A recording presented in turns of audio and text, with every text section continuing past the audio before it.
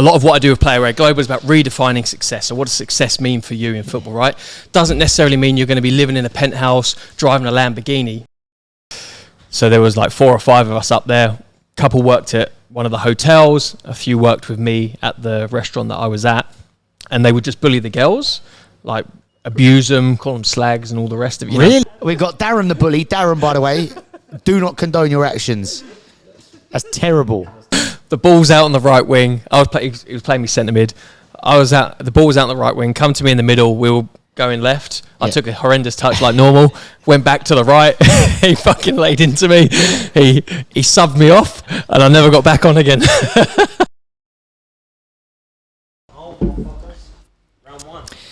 Well, welcome to 26 podcast. My first one. I've got Elliott. How are you, El? I'm good, mate. I'm honoured. I'm honoured to be asked to be on here and to be the first one. Thank you very much. Well, it was because it's my first one, and I said to Jay, right, I need someone who is comfortable in front of the camera and who's going to lead me rather than me leading them. And you've done that before. They weren't available, so you got me. Yeah, exactly right. We've actually done a podcast that is out on Play Away Global. We have, yeah. Which actually starts me off on something that I wanted to talk to you a lot about, because as you know, at work we work together. I asked you plenty of questions about Play Away Global. Tell everybody, what is Play Away Global and what made you do it? So Play Away Global for me, it started with my journey, actually what brought me to Australia, right? So obviously both of us play football. You know what it's like coming up through England or playing football in England. And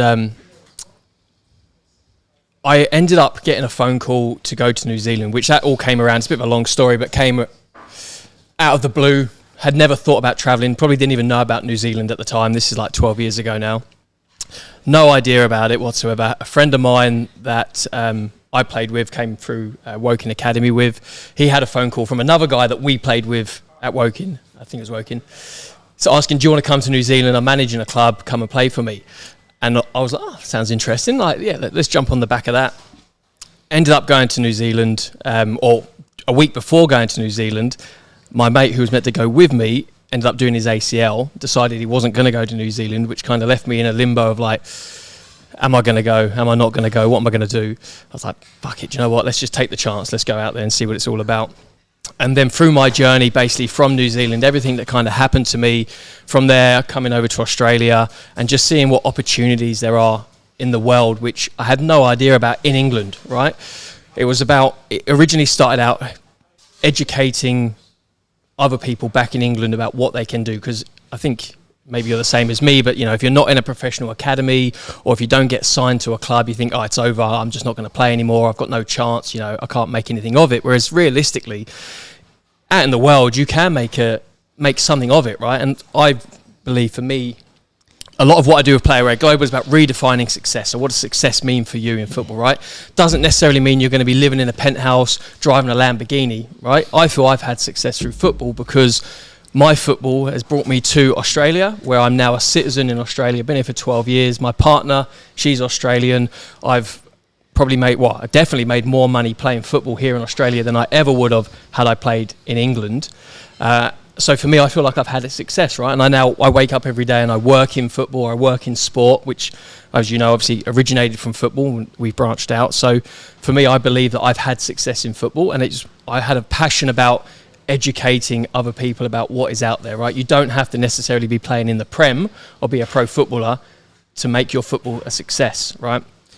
So part of it is like that. So for me, I have 4, I guess, real values when it comes to Play Away Global. It's education, first of all. It's inspiration for players. It's to support players, and then it's to connect players. So everything we do with Play Away Global is to, I guess, hit all 4 of those values, right? I want to either educate you, inspire you, I want to support you in your journey, and then I want to try and connect you with the outside world, you know, the opportunities that are out there.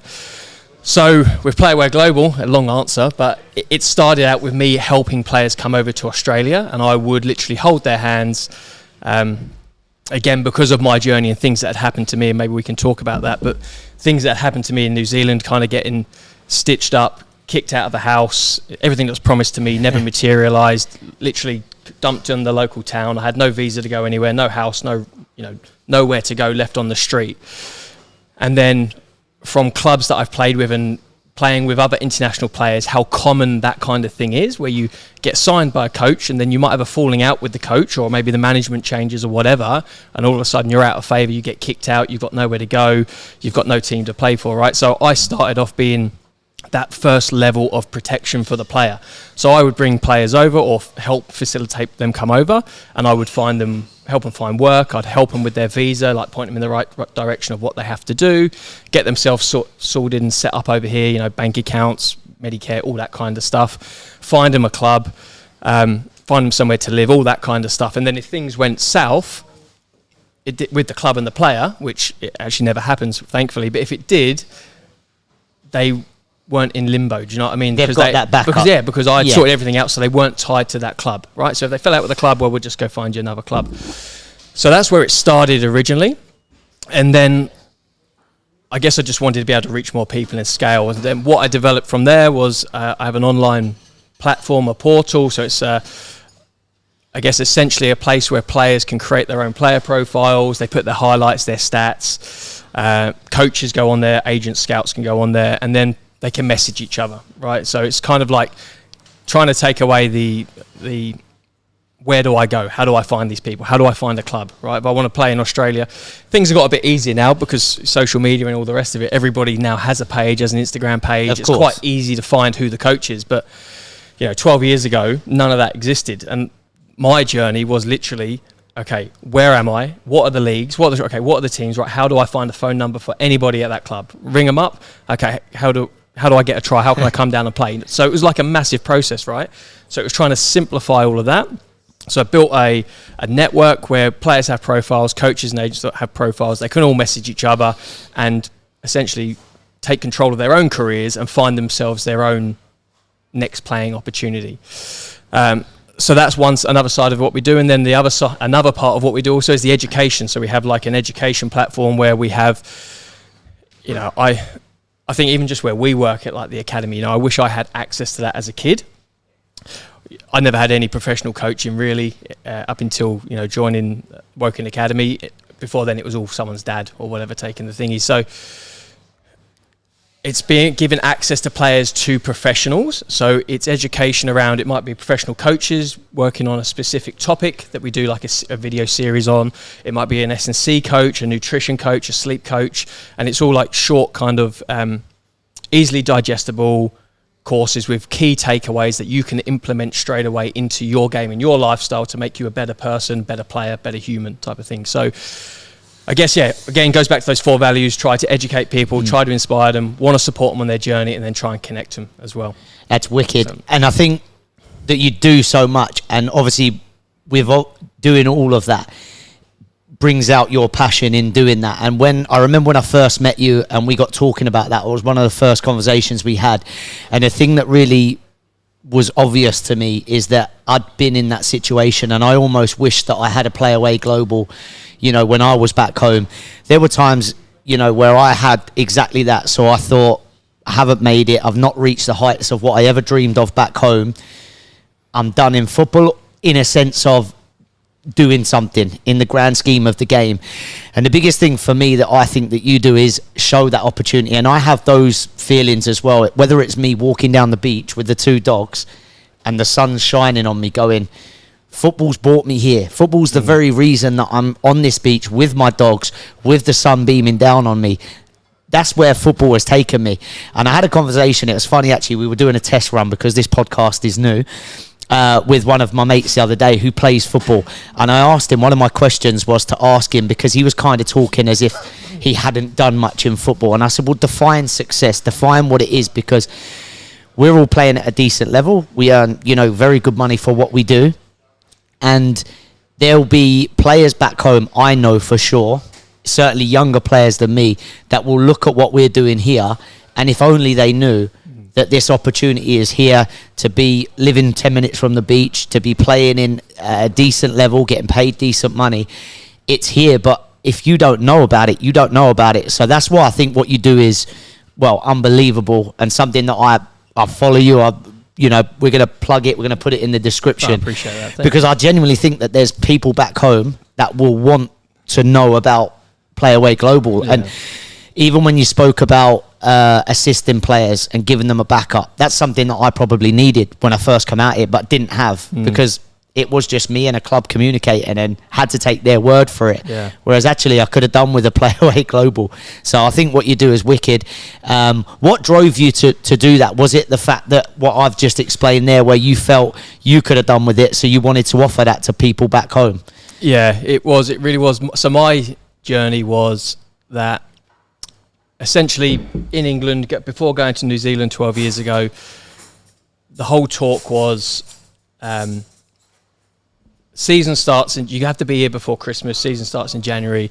You're going to have a house when you get here, somewhere to live. We'll get you a job coaching. You'll be coaching, whatever. You'll be paid to play football. Various other little things, whatever. Finally get there, turn up in December. First Christmas away from family, which is obviously always a big thing. And did you leave your team back home? Because that's like mid-season, right? So Yeah. you'd left the team back home as well, right? Yeah, I'd left the team back home as well. So yeah, left my job. Right? I was working 3 jobs in England, all the rest of it. Left everything, had a flat, given that up. Go to New Zealand, arrived there. Season doesn't start till like April or whatever it was. The guy that we did know who was the coach was actually, he was still playing as well, but he was playing, they have like a summer league, and he was playing down in the South Island and we were living on the North Island. So he wasn't even around. So I was literally on my own in a little town, Narrawahia it was called. In a little town, didn't know anything, nothing really around, asking them, when does the season start? April. Okay, all right. When does the coaching start? He said there's going to be coaching work. Oh no, there's no coaching work. What do you mean there's no coaching work? I need a job. Like, oh, well, there's like in this town, there's like one pub and one corner shop pretty much. It was like a tiny little town. I think the corner shops are hiring people if you want to go work there. It's like, this is not what I'd been promised. Like, no car. They'd been promised us a car so we could get around. There was no other means of transport, really. Couldn't get around anywhere. So it was just like stuck in limbo. And to be fair to the president, it was, I can't remember her name now, but it was a female president. They were putting me up, so I was living with them, which, nice of them to do that. They have no idea who I am. They've just putting me up. So thankful for them. But everything you've been promised didn't materialise. Nothing to do. No one to hang out with. Nothing to see. Couldn't get there even though I wanted to see it. And it was just like, what am I doing here? And I was about to throw in the towel. And I was like, I'm just going to go home, whatever. And thankfully, I had a friend who was in Melbourne who said to me, look, before you go home, stop in and come and see me. It was a good friend of mine from Portugal at the time. He said, stop in and see me. I think you'll love Melbourne. And got off the plane in Melbourne, literally coming over the bridge where you see the Etihad and the skyline. I was like, I love this city. I just fell in love with it straight away. Yeah. And then, so I had that experience of going through that.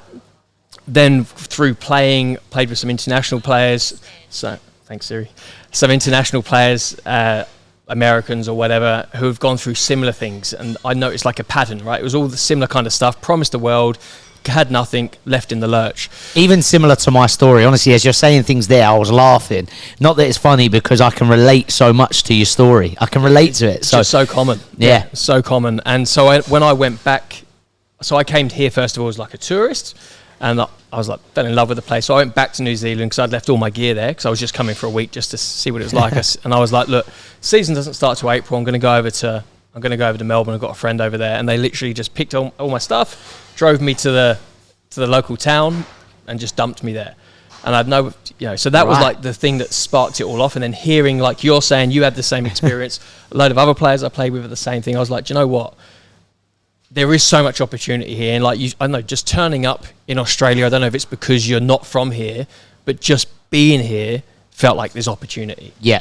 They look after their work as well. You pay, life's great balance, work-life balance over here. You're paid well for it as well. You get to work in a job that back home you'd probably be volunteering for most of the time. And it was just like, I don't know, I just had a desire that I need to let people know about this opportunity, and also make sure people don't go through the same thing I did, because probably most people, and I was very close to it, would have just gone home.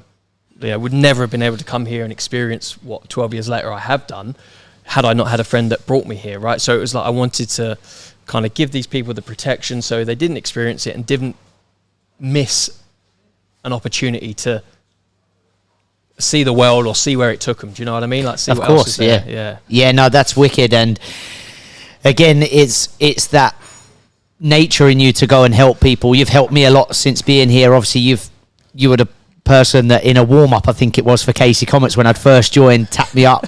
You actually said, because I had a bit of personality, which Jay's out the room now, but he wouldn't like it if he said that. And I come and work for you, and really that's led for me to have, be sponsored by Football Star Academy and work there and have a life here. And I've been here 4 years now and absolutely love it. And there's so much of your story that is relatable to me and others, and to be able to reach out and help as many people as you do is wicked. And we're going to come back to Play Away Global and the things like that. We do want to just hit the rewind button now. Do it. Where were you born and bred? Where are you from back home? Born in Hillingdon, grew up in grew up in Raysbury, but you'll probably most likely know Staines through Ali G. So grew up. It's where I grew up was Raysbury, which is a little village which is right next door to Staines, kind of in between Staines, Heathrow, Windsor, that kind of area. Awesome. So, yeah. What's it like there? Good area. Yeah, quite a nice area. We were not in the middle of the town or anything, so right. You're well spoken, aren't you? So. I wouldn't say it was posh. I don't know what's happened. There. I remember when we did the podcast last time. Okay. That's what I thought when I first met him, and he was waving like that.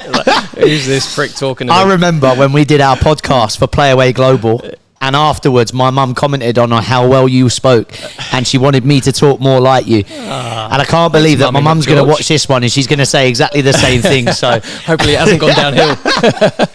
Oh, God. So when you're in Staines, were you football mad, always played football, or how were you as a kid with football? Yeah, so always football was like the goal. I want to be involved in football. As a young kid, I think I originally played as, a junior, like a baby, soccer time kid, like 3, 4, 5, whatever. And then I stopped, as I recall, I stopped until I was maybe 10, I think something like that, 9 or 10. Started playing again, just a local club, like a friend's dad taking it type of thing. But was football mad from that. Didn't do any other sports. It was just football. Yeah. And then the vision in your head was that I want to be a footballer. That's all I want to do. And was chasing that dream, really. It was always my focus, was just like, got to be playing football. Yeah. And this is one of the things that I'll love about this story is that, there's, and one of the reasons to do the podcast is when I spoke to somebody about starting the podcast, they started talking about big names and this and that. One of the things that I want this podcast to be is people like myself and you, which we set out and had that dream, like you would have had maybe dreams of playing in the Premier League and reaching those heights. And as amazing as that is, there's another path for us. And for me, I look at players, and just before I come to Australia, I was planning on or even just having ideas of how can I help players that don't quite reach those heights, because I feel like there is something out there for those players that give up 100%. And go down. There's two paths you can go down. Once you don't make those heights, you can go down the bad route and get yourselves into real trouble, or you can branch out and do things like we've done. So I also think there's another route as well, which I think clubs are maybe starting to do more to it, but is that whole you make that mistake as a young kid that when you're in an academy that you've made it, then you think, I'm here, I'm done it, right? And then you get let go, and it's pretty ruthless. You just get let go, you're not good enough anymore, see you later, whatever. And I think there's a lot of players there that mental health issues, you've seen some suicides happen because of it. Maybe it's not always that drastic, but I think it can be quite damaging for people, and it's like you lose your sense of self-worth or your identity. I'm no longer that footballer that plays at that club anymore, know. So for me, it was also about helping those guys. Like, you may not be playing at whatever, put the club in you want academy, but you can be successful by coming out to Australia and probably earning more money here as a footballer, playing at a level that you might be paying to play for back in England. Do you know what I mean? Like, of course. So again, it goes back to that redefining success. So for me, it was like also helping that people in that path as well. One question I want to ask you as well, which I'm always intrigued to know from people that grow up wanting to be a footballer. Did you ever believe at any age, let's say 12, 13, 14 years old, did you believe that you could be a professional footballer? Oh, mate, if I was honest, I probably thought, I can do it. But I was never good enough. No, I was never good enough to make it, if you're being honest with yourself. But I think at the time you're like, yeah, you know, I can do it. One thing I wish I'd done was I always focused on fitness. So I would be like one of the fittest in the squad, if not the fittest in the squad. And you know, when we were in the academy we were in, we would train every day in the morning before going to college, and then the first team would come and train in the afternoon. Yeah. And like they would always do fitness tests or pre-season fitness on a Friday essentially, and we'd do like, you know, 12-minute runs or whatever. And I would always, or I remember being told that the level I was at was like beating a lot of the first team players, and so my focus was always about I'm going to be fit, I'm going to be super fit, and you know I was just like kind of guess a bit of a terrier. That was my style, technically terrible. Do you know what I mean? Like I wish, in hindsight, of, you know, it's always easy when you're looking backwards, that I'd spent more of my time on technical stuff, because the fitness can come. Do you know what I mean? You can work on that, whereas the technical thing I think is just so important. So I wish I'd changed that. I think we all do. I think I would look at, I was probably the other way, right? And I think we all look back on many things we do in life and think we'd have done things differently. And I guess there's a case for that for everybody in all walks of life. But when you're trying to reach those heights, it's quite a mentally tough business, in the sense of you have such high hopes when I was growing up of being a professional footballer, doing what it takes, that when you get told that you're not going to be a professional footballer, I honestly feel like that slope is a dangerous slope. And I've seen so many players sort of almost give up. But I'm always intrigued to ask that question of whether people actually believed that they were going to be pro. And if I ask myself that question, I don't really know if I did. I thought I did when I was very young, but I almost think that died as I went on, and I kind of lost a little bit of confidence. So me looking back, I wish I'd have had a little bit more of what I have now, a little bit more belief, a little bit more swagger. So it's always an interesting question that I asked that one. Well, I think I'm similar to you. So younger, definitely, and it kind of disappeared each year and each year. But for me, I also... So I started playing semi-pro at around 16 years old in the Ryman League, and the coach at the time... his brother was the head coach at Yeovil Town, and so I just kind of like on the outskirts of the senior team for the whatever, getting in the squad here and there. But it was like, you know, whispers about you know, he might take you up to here, a bit of a trial and all the rest of it, which never eventuated. But then that's how the Woking Academy then just came off the back of my time at that club, and so that kind of like brought the hope back up a little bit. Do you know what I mean? Like, there's a chance. And I think it was that. I don't know. I look back and I just think would have been good to have. I don't know if you feel the same, but as a youngster, you feel that you've either got it or you haven't got it. Yeah. Right now, and people speak about it a lot more now. It's about practice, right? It's about the repetitions you put in and putting in the hard work. Whereas, whether I was just not exposed to it as a kid and like being told that. And it was more a mindset of like, you've either got it or you haven't got it to be at that level. And, you know, the carrot being dangled about, you might have it, is like, you know, I guess that not held me back, but I didn't go and work harder on some technical things that I should have, and would maybe have made the difference. And then from there, you know, didn't make the cut at Woking, all the rest of it. And then you start liking, do you know what? No, I'm never going to make it. And that's where it just kind of completely disappeared at that point. Which is the case again for many players growing up. So when you were playing for your juniors in the Mighty Stains, Ali G, did you stay at the same juniors and then you were just flirting with the likes of Woking and stuff? How did it go in terms of your juniors? Because I know mine was a choppy. Did you stay at one club? I had two clubs. One club, Manacroft, was there from I don't know, it would have been 6 years, maybe like that was where the friend's dad was the coach. It was like 10 to, let's say if I started playing again at 10, it would have been to like 10 to 14 or something like that. And then there was another junior club, Halliford Colts, which were a bit better of a standard, I guess, and better standard of player and competition. Also, you know, from the outside. Moved to there for a couple of years before then making the move to like youth football, you know, the Wednesday night or whatever it was under the floodlights type of thing at Chertsey. Yeah. And that, so at Chertsey, it would have been obviously just training midweek and then playing, because there's a lot more opportunity now back home where semi-pro clubs are running a scholarship program alongside their college work. Yeah. Whereas I believe for our age group back then, that was only just being introduced just after I'd had a scholarship at Cambridge. But for you guys, it in them times it was more you're either at a pro club or you're not, and you're doing your semi-pro. Is that right? Yeah, pretty much. So Chertsey was that, and it was like youth football with the senior football in like the Ryman League or whatever. So it's like part-time football. But Woking, which was the academy I went to, they were just turned pro. So they were in the conference at the time, which was a semi-pro league. I think a lot of them now are pro, but they had just turned pro. And it was their first year of doing what you're speaking about. So it was kind of like they called it the academy, but you'd be training in the morning and you go and do college in the afternoon. So you go do your studies then. And I was in their first year intake, which was interesting. It was good. It was great. Yeah? Yeah. So what would that entail if you were there? Well, you have like your coach, whatever, in the session. So we turn up every morning and do our football side of it. And from there, you're meant to go and do your classes. But our teacher made the mistake of telling us on day one that if you turn up 15 minutes late from class, I'm walking out and there'll be no lesson. So literally every day we would turn up at 16 minutes late for the class. He wouldn't be there. We'd rearrange the classroom into a head tennis court. We'd play head tennis in the classroom every day. We'd go day trips down to Brighton, go-karting, we'd go laser quest, like anything but study. So we didn't do too much. We were hated by the college as well. Like everybody in the college hated the football boys. Like obviously we were just, what you'd expect of young boys who think they're in a football academy.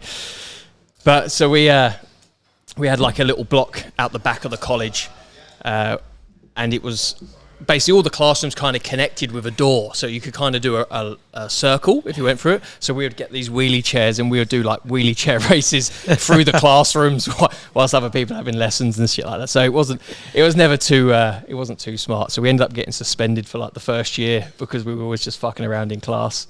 And the rule was meant to be like you're suspended, no football training or anything. We still carried on going to football training, just wouldn't go to class. So it was like living the life really. And we were like misbehaving a fair bit. Happened again in the second year that we were there, and then the first team manager had to come down and speak to us all about behaving yourselves, you're representing the club and all the rest of it. And then I remember he's had this massive go at us all, and like we're all sat down, we were like, scared, like, yeah, sorry sir, yeah, laid into everybody, if we catch you doing one more thing, you're gonna be kicked out the club, all the rest of it. And then literally the next day he's driven in, and we had a mate who had like this tiny little, I think it was a Vauxhall Astra or something, and we were playing a game of how many people can we fit in the Astra. So we had like the whole squad, like 20 people piled inside this car in the car park when we're meant to be in a classroom doing our lessons. And it's like, shit, I think we fucked this up here. Yeah. You know, in them times there, yeah, that sort of, when you leave school and you're doing your scholarship like you were doing there, your first and your second year, you just have to do stuff like that, right? Yeah. I remember getting a lift back from one of the lads. Similar thing. We're all piled into a car. We got no room. Someone's going to have to go in the boot. Who do they look at? The smallest. Here I am. I'm in the boot. Oh my, the scariest journey of my life. Have you ever ridden in the boot of a car? No, I wasn't the smallest, but we definitely did that to the smallest one. Yeah, that's a thing, right? It's a crazy... Yeah, we would do things like... So we had a mate who would bring in goods on a Monday in the back of his car in a suitcase that he would then auction out to people who wanted it for the best price. And one day he'd emptied out his suitcase one day, and the smallest guy in the squad, we threw him in the suitcase and we zipped it up and we wheeled him to the principal's office and knocked on the door and put him outside the thing for the principal to open his door at. So we definitely did similar stuff. Yeah. And it's a thing with football as well. No matter at what level, when you're doing those things, is almost one of them where you know you shouldn't be misbehaving. You're not misbehaving because you think you're something you're not. It's just the football culture where you feel like you've just got to misbehave. I remember we used to go down to the college once a week. So the rest of the week, the tutors would come into the club and they'd teach us there. One day a week, we used to go down to the Cambridge College, right? And I remember we were stood up on it was like a balcony through the college, and you got like all the other college kids, walking through. We're up on the balcony just as a squad. And one of our lads, right, he was a lad who had been in trouble before, as you're probably going to tell with what he did. He's sipping a Lucozade, just decided, no one's egged him on to do it, just a tip. He's Lucozade on a girl's head that walked below. Anyways, guess who stood next to him? I promise I've not told him to do it. I stood there like that, leaning over the thing. She's looked up, but as he's gone and tipped the Lucozade over the balcony, he's turned away, he's done one. She's looked up. I'm just there like that, looking down at her. And she's like, you fucking, I'm going to come up there and knock you out. And I thought, she's going to come up here and knock me out. Anyway, she's tried get she's walked up the stairs, she's coming through. We ended up getting banned, and I had to go and tell the coach, and he kind of knew that it weren't going to be me, and good on him. To the coach that it was actually him that did it. So it's a good stitch up. That's the thing. So for us, we never did anything to anybody outside the squad. It was always, within the squad that we would pick on. It wasn't like we'd go bully other people. So it was like a team building thing, really, and it was about bonding, team building, whatever you want to call it, or make the excuses for. But it's like you say, it's that football culture, and I think it's a good way of building that. These guys I was in that place with now are like still my closest friends that I keep in contact with now. So. Yeah. That's again where it comes back to what we were saying before about football and success, right? So all my close friends that I have, or predominantly apart from the ones I went to, grew up at school with, have come through football. All come through football, So it's, I'm not playing, but football has allowed me that success of having these relationships and. Absolutely, you're grateful for your friends that you've met in football, and me and Jay. I didn't overly know Jay before I come to Australia. He'd sat in my pocket a couple of times when I played against him. But, he wants a mic now. They didn't film games back then. There's no proof, is there? I found proof the other day and I showed it to him. He did. Really? Yeah, he did. 4-0. He did. We actually found old highlights of when I weren't tracking a runner, and it happened to be Jay, and he's popped up in the box. I was hanging up. Mate, all the good players do, mate. All the good players do. Now I'm an established YouTuber. I've emailed YouTube and told them to get it off there. So, no, but it is, and I know this podcast is a lot of the conversation is for those players, and we tend to have this thing of believing that we have to go and achieve that. But when I look at my whole life, it's football based, and if you was to ask me if I'm happy now, the happiest I've ever been in all aspects of my life. And I'm sure you're the same. I've been around your house, bro, and you look out the window and you look at the sea. And every time I come to your house, I'm like, this is mad. Mate, every morning I'm like that. Don't worry, I've been there 12 years or 10 years now. Have you been in the same gaff? Yeah, in the same gaff for about 10 years, yeah. And it does make you grateful. And I think that I always say this as well with people like me and you that have moved from England and come and made a life in Australia. I don't know the reason I moved to Australia. I don't know what it was that triggered my brain to say I need this change, but I know that I needed it. I couldn't put my finger on what. And I know that if I'd have carried on living in England, I would have had some part of me that would have just been... The only way I can describe it is, let's say you've got a dog on a lead and the dog's trying to run and the owner's just pulling them back. There was just that sense of freedom or sense of something that I had to go and achieve, or even being here and just making me grateful for football and being proud of what I've achieved in football.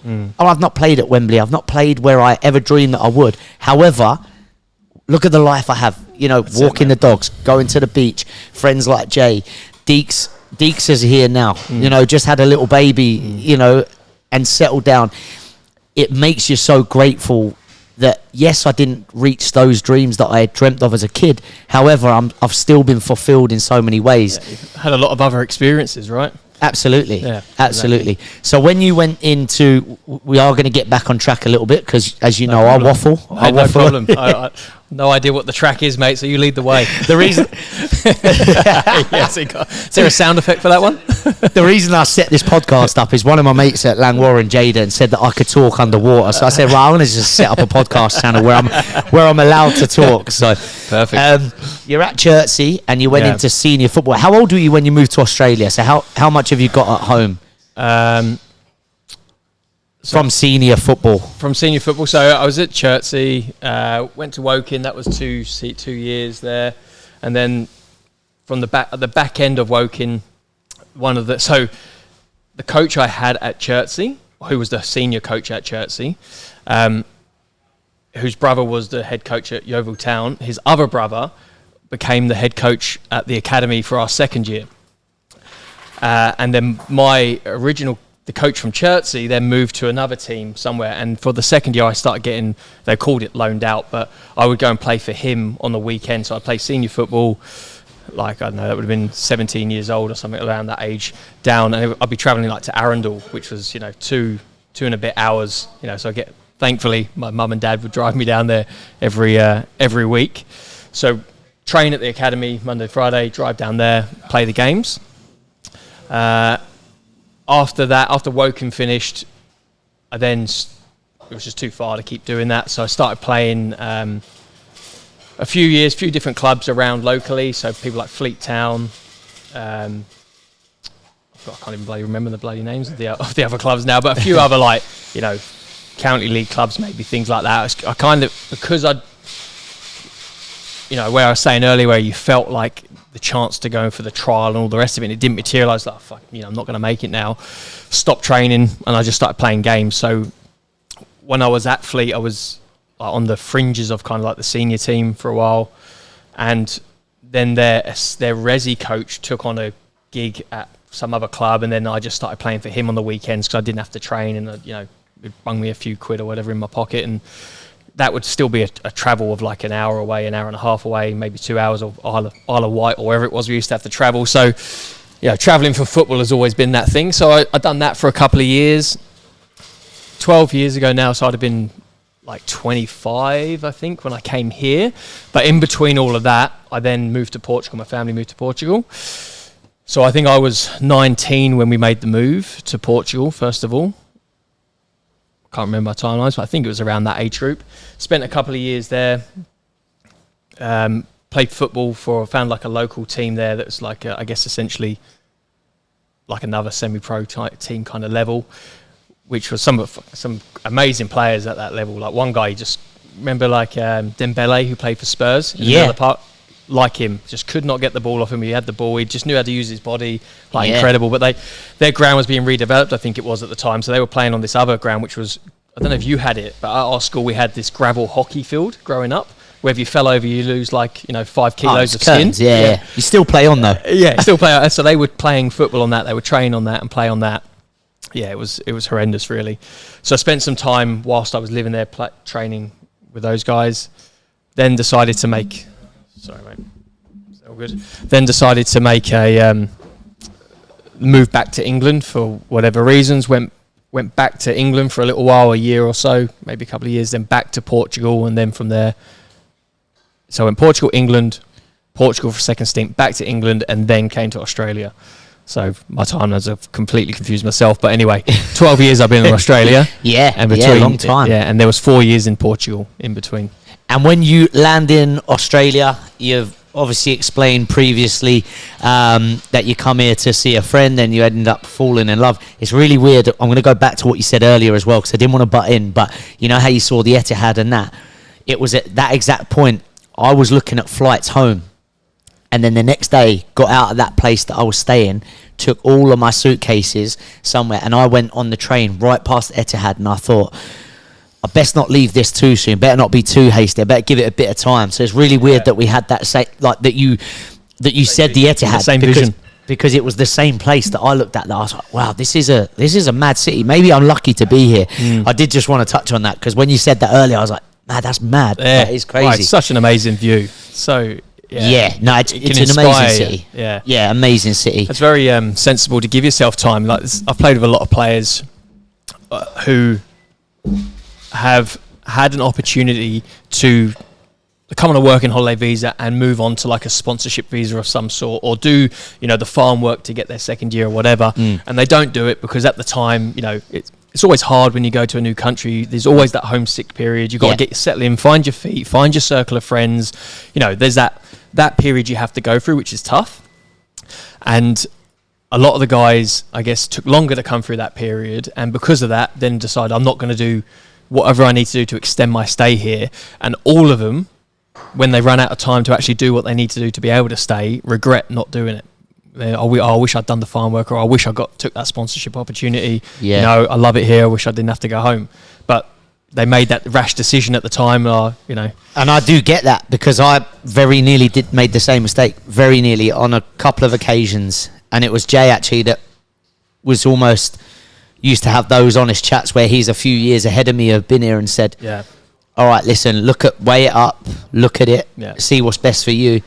And I'm so glad I didn't make that mistake, which is very, very easy to do. So when you got into Australia, what's your first club here? First club here was Malvern.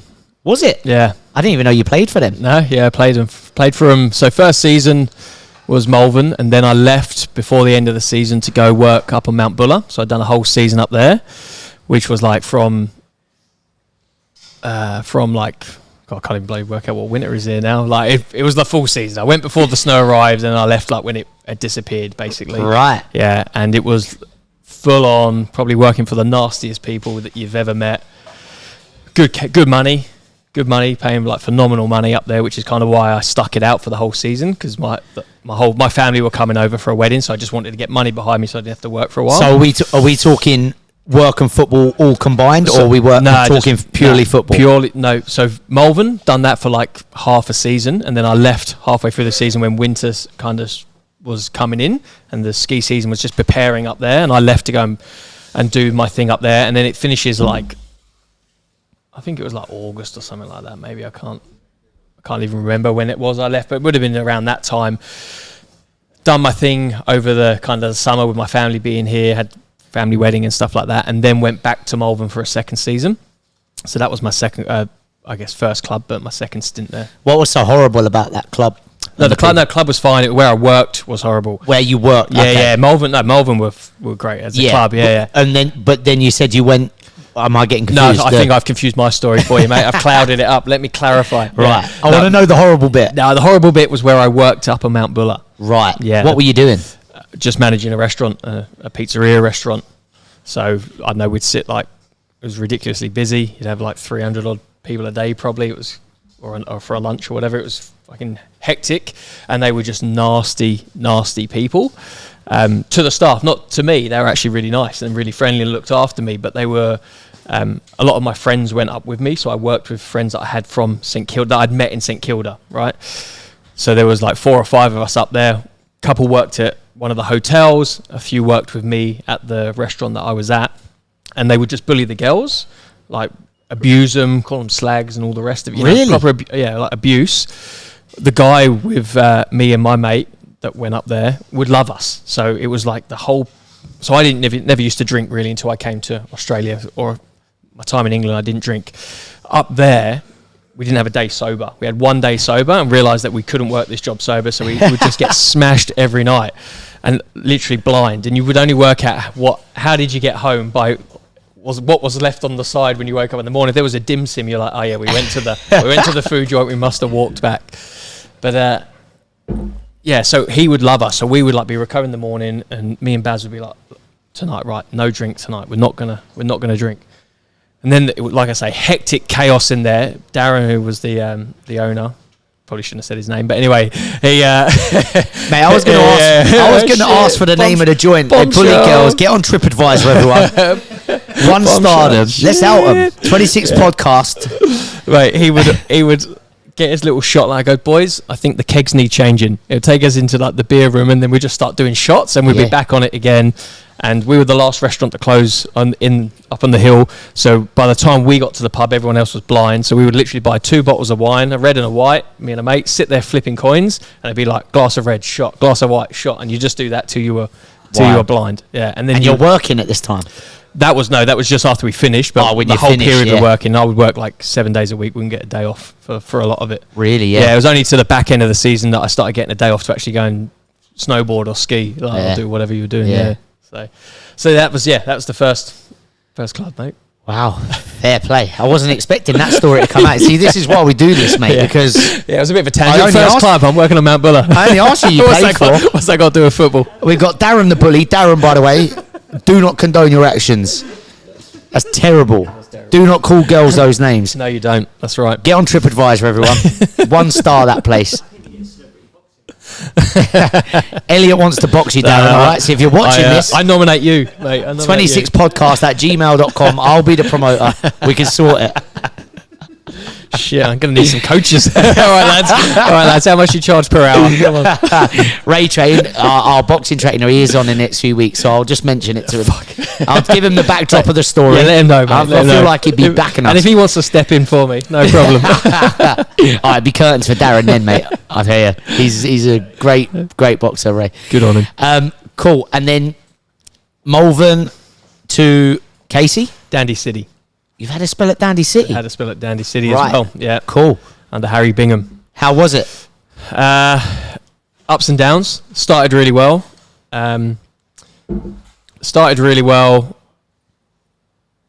Was being played all the time in all the friendlies and the start of the season, and then pretty sure Morwell, the ball's out on the right wing. He was playing me centre mid. The ball was out on the right wing. Come to me in the middle. We were going left. I took a horrendous touch like normal. Went back to the right. He fucking laid into me. He subbed me off, and I never got back on again. and then if I did get back on, it was like at left back or like anywhere but right back, which is where I wanted to play. Obviously, have you always been a right back? Because you played right back when I played with you. Yeah, really. Junior football I was a centre mid, but then anywhere where it started getting competitive, really, I was a right back, a wing back or whatever. That was my strongest position. And I just couldn't get a run there. And then when I finally started getting a bit of a run. Like, he was playing me left wing, right, anywhere but right back. Finally started playing at right back for a couple of games. And then I remember turning up at Kingston. I've just got my first run of like 3 or 4 games, starting to find my feet. I'm like, okay, we'll be all right. And all of a sudden, he announces the team, new signing, straight in at right back. Didn't talk to me, didn't let me know, nothing. To be fair, the signing was Simon Story. I've played like Victory. Story, I play with him now. Oh, do you? Right, Warren. Yeah, so like, gun of a player. So like, of course, I'm not going to get a fucking start. But it would have been nice to just go, mate, listen, new guy coming in, we're going to have to drop you. Do you know what I mean? Because I'd already had a word with him saying, look, what do you want me to do? What have I got to do to be better? And Danny Seat was a good squad at the time. There's some real good players. And the right back actually was, I can't remember his surname, but Gregor was like a phenomenal player, unbelievable player. So there was no chance I was ever getting in there, but I was getting in at left back or whatever. So I was chatting to him about what have I got to do, committed to it. Had the chance to leave to go to another club, and I was like, nah, fuck it, I'm gonna. I felt like I was learning as a player there, because I think he was a good coach. Man management had some things to work on, like just tear people apart, but good coach. I felt like I was learning. Good players as well. So you always, your game raises when you're playing with good players. Yeah. But it would have been nice to have just been, and I think everybody has this, right? We've had it recently at our club where players just dropped about the coach talking to you, and I don't know, I just feel like, do coaches not realise that there's a human there? So like the human element of it is that, of course, they're going to be disappointed and upset, and if that player's struggling with confidence, maybe it's actually better just to say, mate, give him a little call in the morning and say, look, I'm going to have to drop you, mate, and these are the reasons why. Even if there's no reason, it's just, you're not playing today.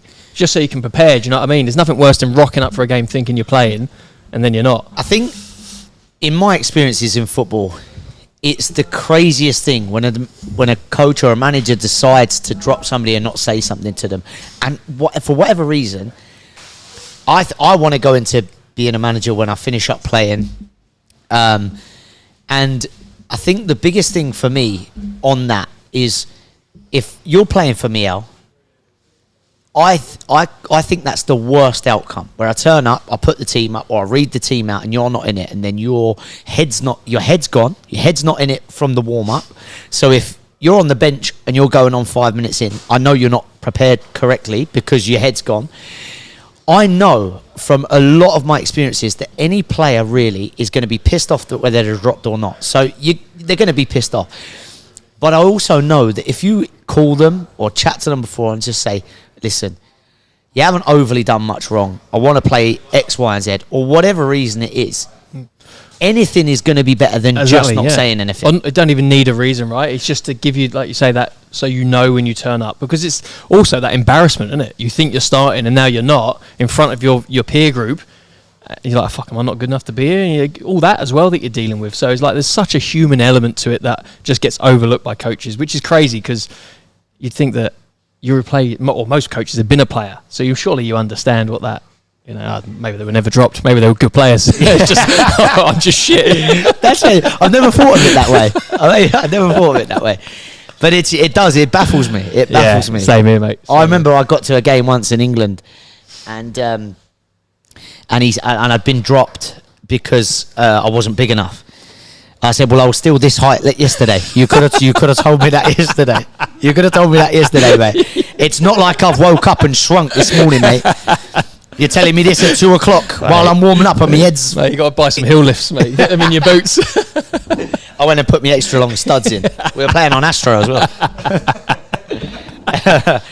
So Yeah, interesting time at Dandy City, obviously, as you say, with a couple of little issues, we say, in terms of communication. Yeah. So then did you decide then from then on, when you saw that things weren't going as planned, to then move on to your next club, or was it, how did that work? End of the season. I just waited to the end of the season. Yeah, I was, fuck you, I'm going to prove you wrong. I'm going to prove you wrong. I'm going to earn my spot in the club, in the team, right? Or at least I'm going to give myself the best shot at doing it.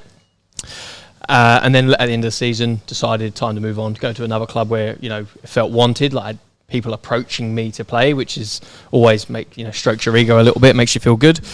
So I decided to go to Casey, and the coaching staff that took me to Casey, they didn't last too long. I can't remember if it was a full season that we got with them. Maybe it was, or maybe just under a full season before. Yeah. But then I was there for 6 years. Very loyal to Casey, mate. Very loyal to Casey, mate. It was a good club. It was a very good club. Great people at the club. Loved my time there, to be honest with you. Loved my whole time there. Loved everybody that was around the club. Met some real good people playing with them, playing on the team as well. And then when I ended up leaving Casey, it was because it just became, there was like some politics in the background, which I just don't have time for. I just can't be bothered with. I don't want to be involved in any of that kind of stuff. Those things were kind of creeping into the dressing room. I didn't want to be a part of it. And me and Ads had, for seasons, on our drive up there, been going, why do we drive so far for football? But we just loved the club, so we were willing to do it. When it became not fun, or it became stressful, or it became the bitching content, in the dressing room, or whatever was going on behind the scenes, when that started happening, I was like, why am I driving up here? I don't need to. And that's when I decided to leave. And I was, obviously, for people that don't know, I was at the club as a player at the time. You were captain. Yeah. And I remember when you said you were leaving, and I was absolutely gutted. And it moves me on to saying, I was going to mention it earlier, but I've left it till now, is I always feel like you give yourself a disservice as a player, because I remember that you'd had a couple of injuries that season. That was the only season that we played together. Yeah. And whenever you weren't playing, this is, without my mind, this is just gut instinct. I was always gutted. And I always felt like we had a massive miss in the team, and a massive gap, a massive hole as a player, as a leader. And I think that says volumes when it's not because you're my mate that I felt like that, because you're actually a quality player, quality leader. And when you left the club, I was so disappointed, so gutted, because on and off the field, you taught me a lot in terms of being a different type of captain as well. You are a leader respected by everybody. Not the type of leader I am, a very different type of leader. Yeah. Very calming. But you're somebody that, and you've been this for me at work and football, where if I was in the shit, I feel like I could give you a buzz and ask you advice and stuff. So it was a massive loss for the club. And I remember that when all that nonsense was kind of creeping in, and on that, when you get politics at a club, and I hear it in clubs around, Melbourne now, it is crazy how things off the pitch that might be happening so far away from the pitch can really filter down onto the pitch. And that was happening that season really badly, wasn't it? Yeah, it really was. So I appreciate your words, mate. Thank you. No worries. That's the truth, mate. Thank you. And you're right, two very different styles. Like, there's more than one way to be a captain and to lead, right? So, and I think there's no right or wrong way to do it. So I sometimes wish I had a bit of your style. Do you know what I mean? Sometimes I need a bit more of that. Sometimes a bit too quiet, I think. But yeah, no, you're right with the politics, mate. It does. You see it so often over here anyway. I guess I didn't spend long enough as a mature player in England to know what it's like in England, but it probably happens there as well. But yeah, you see it, or you hear about it happening over here at a lot of clubs. And I just, I want to enjoy football. I don't want to be, and I guess because of my position at the club as well, I was being dragged into it more. And at the time, maybe I should have been protected more from it. I think as a playing group, we could have been kind of shielded from a lot of the stuff that was going on we didn't need to know about, and all the rest of it, which would kind of probably would have helped the situation. But yeah, so just didn't want to waste my time. I'm very much like that with anything in life. I just want an easy life, a happy life, and if it starts not serving that, then it's you got to look at cutting it out, because there's no point stressing about it, I think that's an important thing, like you say, in life, is when things start tugging at you. It could be the smallest thing, but that can snowball, and when that gets big, it really starts to take the enjoyment out of things. And like you said there, we've spoken today about opportunities here and how much you can earn better money here than you can back home and stuff playing football. But ultimately that's all in the background for us as players. I don't think that I've ever gone to football and never once thought about money, really. I do it because I enjoy it. I now travel, takes me near enough an hour to get to training at Langwarren, and people ask me, hey, how do you do it? I love the club. I love the people around the club. Yeah, they're a good club. enjoy playing for the coach. I get on really, really well with him. I have a trust with him. And these things are above all, money and the materialistic things. And it's a shame because you give such a great service to Casey that it kind of ended in that way. But you had a lot more good times there than you did that little bit at the end. Yeah, I don't have no bad memories. I don't hold anything bad against or grudge against Casey. We've played him this season, and everybody around the club, the supporters and the fans and the backroom stuff, whatever. Speaking to him still lovely to me, still great relationship, or at least I like to think so. None of that has changed whatsoever. It was time for me to move on because it was impacting football, it was impacting life for me, my happiness, and it's something I could control. I didn't have to be there and let that happen to me, so it was time to go. But no bad feelings whatsoever. Yeah. And you joined Richmond, that were in the same league as us, and we ended up playing you the last game of the season. Yeah. It was a short spell at Richmond, wasn't it? It was a very short spell. I don't remember that last game.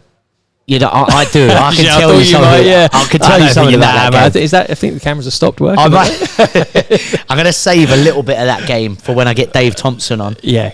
Because I wound him up a treat that day. And the I still the reason he rings me to this day is I still think I'm in his head from that game. I honestly do. You had a short spell at Richmond. Yes. Literally to finish the season off. And then you had some injury troubles, didn't you? Yeah. So, Richmond finished that season off, and then I joined Bowie, and that's when I had that was just pre-COVID. So we finished the season at Richmond, joined with Bowie. This is before COVID had happened. Then, I guess whilst that's all kind of starting to happen in that March period, whilst we were in pre-season, I tore my ACL, my ACL and MCL. Didn't completely rupture them, so I didn't need to have surgery. Thankfully, we opted with the had a great physio team and performance team base. So Keegan, Ziada, and Loz and Josh, and the whole team that they have there, phenomenal.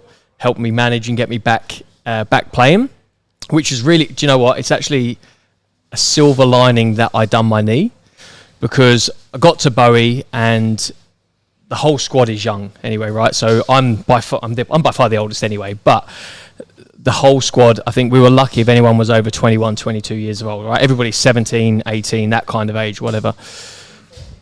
I know, my head knows where I want to go, right? I know where they're going to put the ball, but the body was not getting me there, right? And I was starting to think, you know what? I appreciate that, mate. Thank you. I was starting to think like, time to get, age has caught up with me. And I don't accept that you're getting old, like as an excuse for anything, right? You keep yourself active enough and fit enough, then age is just a number, right? It's just about how you feel. And obviously, there's elements to it. Of course, you're going to get slower and longer to recover as you get older, of course. But I think a lot of people cop out on that whole thing about, oh, you're out, you're getting old now. Anyway, I was starting to feel like maybe I'm wrong and I'm getting old. I can't fucking do things, but realistically, I was fucking overweight. I had Keegan's, actually, it was his wedding in America in September. Got home, had some health issues. My family are back in Portugal, so within a few days of getting back from America, I had an unexpected trip to Portugal for a few weeks. Then back to England, so this was like October, November kind of time. Come back to Melbourne for like 4 weeks or whatever, then back over to Portugal again for Christmas for another 4 or 5 weeks, whatever. So in that period from September to kind of like January, lots of eating, lots of drinking, no exercise whatsoever. Come back overweight, essentially, having done no gym, no running, no nothing, right? So then I'm going to try and play football against kids or players who are like 15 years, 20 years, pretty much nearly 20 years younger than me. Of course I'm going to be slow. Of course I'm not going to be able to capture him, right? So having done my knee, which fucking was so annoying, because this was like we'd gone into kind of one lockdown, just come out. Everybody knew that we were not really out and the season was going to get canned and we were going to go back into a lockdown, yet we had started training again. So like all of us, whilst we're playing, are like, why the fuck are we here? We know we're not going to play. Like everyone had that feeling. Anyway, 45 minutes before the end of the session, where they finally announced that season's cancelled, it's not going ahead, we're going back into a lockdown, I tore my knee in training.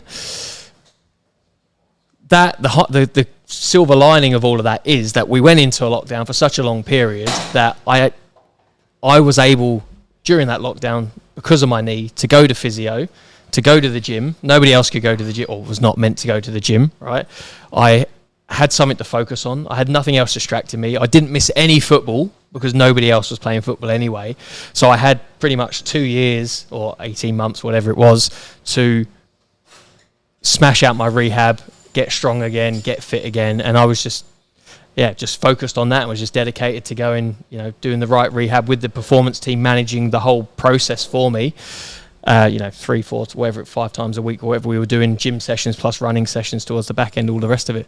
So I actually feel that it probably extended my career by a few years because I've come back stronger than I was when I actually done it, if that makes sense. You know what I mean? Yeah, no, of course. And it's always good to look, and I know lockdown and the whole COVID situation for everyone was a negative and not a good thing to happen. However, I feel like in life, you have to turn negatives into positives. And I probably went into lockdown. And at one stage in lockdown, when we first come about, when lockdown first happened, and for me, it was like I weighed like 83, I think I got to kg. And then I got to 68, the backside of it. And, amazing.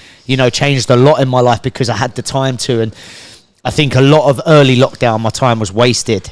By the end of it, time was so precious and I'd used time wisely, and it taught me a lot. So it's good that obviously you had that too, where you were able to recover from that injury. Just making those good decisions, right? I think it's great that you didn't stay. I remember you telling me like your first part of lockdown was literally like, get up, let's get a slab. Right, let's drink it. Right, next day, let's get up, let's get a slab. That kind Guinness. I don't drink no more. Yeah, so it's good that you caught yourself, because it's easy to slip into that life. It's easy, isn't it? It's hard to go out and put in the work. Well, especially at a time when we didn't know when we were even going to be allowed 3K from our house. It's a strange place to be for everybody. So I'm glad. Obviously, you're now playing for Balmoral. You're feeling fit, scoring goals. Oh, mate, scoring worldies, mate. Can you send us? We've got chief editor. We can get his goal in, yeah? We can pop it up on the screen about now. You don't do visual effects? What? I did actually score. You won't believe it, but I actually did score. I can't believe you haven't seen it, because he posted it work group chat. I thought, what's L1? Is about work, mate. Yeah, I am small in the background. You can barely see me. It nicks me as it goes in. Really, it gives it the shearer as well, which I love. Classic. Old school. Yeah. No, but you're enjoying it down at Balmoral, right? Oh yeah, I'm enjoying it. I don't know about being fit. I seem to be managing, this thing or that thing, every week. But it's all about keeping me on the park. But yeah, loving it. It's a good club. They try and instill a good culture down there. Great squad. Everybody, there's no little cliques, which can happen. You can develop those things. It's nothing like that. All one group. Everybody gets on really well. It's a fun group. Me and Keegs were talking about it this morning, actually, about saying how much we're enjoying the club and enjoying the squad there. Good coach, young coach, but it can be so easy at this level or the standard of the coaching at this level can be throw some balls and bibs down, like, hey, let's go do this, lads, let's just kick it long. But has an idea of how he wants to play, has an idea of how he wants to implement that, and then the week is spent trying to implement what his plan for the week ahead, which is good. So the sessions are really good, organised. You're fucking one thing to another. You're in and you're out. So it's good fun. Quality. Yeah. That's really good, mate. And it's good. Obviously, I worked with you, and I knew when you were injured and stuff. And there was a time, like any injury for any player, is tough times mentally and stuff. So it's good to see you playing, scoring goals, doing the Shearer celebration.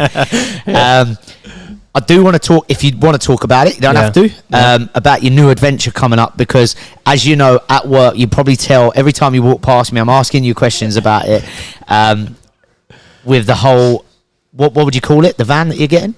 The van life, the Sprinter van. Yes. Yeah. Can we talk about it? We can talk about it, mate. Yeah, no because problem. I actually find this the best, and that's why I keep asking. I apologise, mate. No, don't apologise. Every time you're in the office, as you, so. Every time you're in the office, I don't really do much work, so I'm just thinking about your little project. And is that right? Yeah. So it's the same as me, really. I don't do much work. I hope Pete don't watch this. We do, Pete. Really, honestly, we do. We're just joking. Yeah, tell us about your new little adventure that you're obviously going to be excited for, because I'm excited for you. Yeah, mate. Yeah, we're heading off. Me and Hamo, my girlfriend, we are heading off to initially to Portugal, so where my family live. So we're going to head over there this month, and we're going to. That's breaking news. Nobody knows that, so that's breaking news right there. Exclusive 26 podcast. Yeah, this is going to be a theme, right? We are exclusive. This isn't going out this weekend, is it? No, all right, because I'm telling people this weekend. So as long as sweet, we'll wait. We will wait. No, I'm joking. Just tell everyone to subscribe and find out here. I will. I've got some big news from you. Yeah. Big news. Watch this podcast. We're going to Portugal, spend time with my family. Like I said earlier, had some serious health issues with my family during COVID. Obviously, haven't been able to go over and see them, so it's going to be great to spend some time with them. My sister's there with my nephews. You know, I've been with them apart from holidays and see them grow up, so it's great to spend some time with family. And whilst we're there, the idea is to get a camper or get a van and convert that into a camper. So that's a challenge because neither of us are tradies. We've got a clue what we're doing. So we're going to convert that into a camper, and then hopefully next year spend some time going around Europe. That's unbelievable. Yeah. So exciting, and I'm excited for you. And I think that's one of the best things I like about being not that intelligent. I'd get in a Sprinter van and go, oh my God, it's got a shower. It's a van, it's got a shower. No, but it's an unbelievable idea. And Hamo, your girlfriend, this fascinates me. She's planning it out, most of it, I'm guessing. Oh, mate, all of it. If it wasn't for her, I'd just be in the van with a sleeping bag. You'd probably be a tent, to be honest with you. But she's planned it out, and she's got like a 3D image. That's right. Hasn't she? And she's actually fully gone to town on it. She's gone to town, mate. She's 3D modelled it. She knows exactly where everything's going, the dimensions, costed everything out. It's all, planned down to the screw. Pretty much. Amazing. Amazing. I've just got to turn up. It's great. Unbelievable. Unbelievable. Yeah, no, it's good. You're very lucky, mate, to have a girlfriend that organises that. I know, like mate. that. Yeah, she hates me for it, but she's like, "Can you do more?" Is your trip to Europe? Do you know the countries, or is it just a bit of a? Nah, and that's another thing that she hates me for as well. Is that I'm one of these who quite happily get in right. Where we going next? Right, going back to like I was saying earlier with the boys at the academy, that was one of our games we would play when we were bunking off of class. We'd jump in the car, called it Plate of Destiny. Everybody would have to write left or right down on the plate in the squad, so you had like this massive list of instructions, and then you'd just drive, and you'd be like, whenever you got to a junction, you go right. Now we have to go right and have to go left, and that's a great game. And why would we do that? Just so we didn't go to class, you know? That's the only reason. But that's pretty much how I was approaching this trip as well. Was like, get in the van. Where do we want to go next? And that obviously, being serious, when we go to leave, they'll be like, okay, these are things we want to go see. Yes. Try and map out the most sensible route, fuel efficient route with inflation, you know. Absolutely. Economics podcast. I'll leave that to you. You can host that one. I'll have a day off that one. Yeah. So no route yet, but we will. Yeah, as it gets closer, we've got to worry about building it yet. Yeah. In fact, we've got to worry about buying a van yet. That's that's the problem. But it's a wicked idea, and one that I think as you get older, those things you appreciate more. Even for me, you know, I never used to look at travelling, seeing places. It was like, I think you get that when you're younger. Being here, doing what I've done, I have that, you know, where I go, when you first told me that, I'm like, right, that's mad. You're going to go and see so many different cultures, so many different places, and you're almost doing it in the best way possible as well with your camper. It's the freedom. Like, so we've been talking for years about spending extended time in Europe at some point, but we were looking at like Airbnb or maybe like a house share or a house sitting thing or something like that. But one, it's going to cost you a fortune to do that. Two, you're kind of then tied into what are your booking dates, right? Yes. So if you get someone you hate it, well, you got to stay. Or if you get someone you love it, you don't have enough time there, whatever. So this way, you know, you're in full control. If you get somewhere and it's shit, you just move on. You get somewhere that you love, you want to spend longer, well, you just don't move on, right? You just stay there. Yeah. So hopefully it's the ultimate freedom. Obviously, stuff's going to go wrong. Things are going to break. It ain't going to be straightforward. But that's all part of it. You just got to embrace it, right? And whatever challenge comes, you just deal with it. Now it'll be an amazing journey. And I've got another exclusive for you. Uh-oh. You're coming? I'm coming. Hamo has worked her wonders again. She's 3D modelled you into the van. Little bunk bed in the camper for me. Yeah, just above the steering wheel, you know, in that little compartment up there. So I got a message for that coach who dropped me for being small. Well, the laughs on you, mate. That's right, mate. I'm going So it has its benefits. all around Europe in a little bunk bed. Nah, it's wicked, mate. It's good, and I hope you enjoy it. It kind of leads me on to one of the last things that I want to talk about is your time at Sports Star Academy. You give an unbelievable service there. A massive reason as to why I got a job there. You know, I love working there. I've been there just over 3 years, I think now. What was your official title? I don't want to get this wrong. The National Operations Manager. National Operations Manager. Big time. Big stuff. See, I'm working on the ground floor, I don't even get to hear titles that big. Mate, no, but on a serious one, you give an unbelievable service. Again, even with everybody at the company, I know how well respected you are, how well liked you are, which is tough in those roles. I honestly do believe that, because you have to clamp down on certain things. You have to make sure that staff like myself and all the rest of the gang are getting things done, and when things aren't being done, again, things that I've learnt from you that you probably don't even realise yourself, as how to deal with certain situations. You've given a great service. Just talk to us a little bit about your time at Sports Star Academy. Oh, mate, to be honest with you, I loved it. Love what we do. You make life easier. You know, when you've got a good coach that the parents love and the kids love, that makes life a lot easier. But if it wasn't for them, I wouldn't be here as well, right? So I originally came to Australia, and after I finished the Mount Buller thing and I came back to Malvern for that second spell, that's when I was working hospitality and shit before that, hating life, you know, you go in every day and you serve some drunk idiots, and then you got to do it all again tomorrow, right? You're not achieving anything. And I was like, what am I doing? Let's go find another job. And Soccer Time Kids was my first job, right? So coaching as a casual coach, 2 hours a week or whatever. It was owned by somebody else at that point. Through time, much like yourself, you know, worked your way into more hours or whatever, just worked your way up into a position or a management position there. They then sold the business to Pete and to Sports Star Academy, and I came as part of that deal to manage the brand for him. And I guess, from there, it's just, navigated my way into different roles. But the time has been brilliant. Great team, small team, great people. Love what we do, and, you know, genuine belief in what we're trying to achieve with what we're doing. So it's always sad to leave that behind. But, you know, I'll be back. Yeah, no, absolutely, and I think we'll all be very pleased the day that you are back, and you've done a lot of work and behind the scenes. I know with the system that we use, everything, you've done a mad job there, and I know we had our leaving do at the casino a couple of weeks ago, and everybody else left but me. And and I said my piece there, but honestly, great bloke, helped me out loads, got me a job. Met you playing at Casey. You're the first person on my podcast. No, I appreciate that. That's an honour. Thank you very much. And top bloke, I've absolutely loved this. You've made my job easy, because I was a little bit nervous. This is my first one. You've made it easy, mate, and I've really enjoyed learning bits about your story that I didn't know.